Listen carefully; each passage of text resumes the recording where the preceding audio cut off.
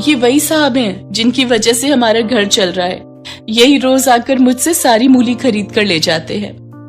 जीते रहो बेटा, जीते रहो। भगवान तुम्हारी हर मनोकामना पूरी करे। इस वक्त तो भगवान से पहले केवल आप ही मेरी मनोकामना पूरी कर सकती है माँ जी। क्या मतलब? मैं कुछ समझी नहीं बेटा। अब बात यह है माँ जी कि आपकी बेटी पूजा मुझे भा गई है और मैं उम्र भर के लिए इसका हाथ थामना चाहता हूँ, अगर आपकी इजाजत हो तो। ये बात सुनकर शांति की आंखों से आंसू बहने लगते हैं और वो रोते हुए कहती है, बेटा कौन गरीब नहीं चाहता कि उसकी बेटी के हाथ पीले हो। तुम ले जाओ इसे, तुम इसे ले जाओ। नहीं माँ, मैं तुम्हें छोड़कर कहीं नहीं जाऊंगी। मेरे अलावा आपका इस दुनिया में कोई नहीं है। माँ जी को भी हम साथ ले चलेंगे पूजा। इसके बाद वो दोनों मंदिर जाकर 7 फेरे ले लेते हैं। फिर पूजा और उसकी माँ को लेकर नीरज अपने घर चला जाता है। वो दरवाजे की घंटी बजाते हैं तो नीरज की माँ सुभद्रा दरवाजा खोलने के लिए जाती है। अब इस वक्त कौन घंटी बजा रहा है?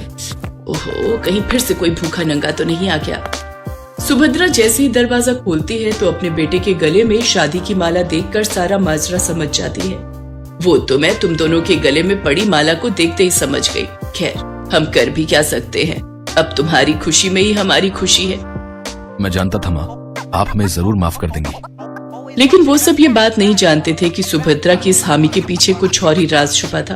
अगले दिन सुबह जैसे ही नीरज ऑफिस के लिए निकलता है तो सुभद्रा का अत्याचार दोनों माँ बेटी पर शुरू हो जाता है। अरे ओ गरीब खाने से आई हुई माँ बेटी, इस महल को देखकर तो तुम दोनों की आंखें चौंधिया गई होंगी ना। तुमने तो ऐसा घर सिर्फ अपने सपने में ही देखा होगा और उसी सपने को पूरा करने के लिए बुढ़िया तूने अपनी जवान बेटी का इस्तेमाल करके मेरे भोले भाले अमीर बेटे को फंसा लिया। मैं तुम दोनों माँ बेटी की सब चाल समझती हूँ। बहन जी ऐसा कुछ नहीं है, आप गलत समझ रही हैं।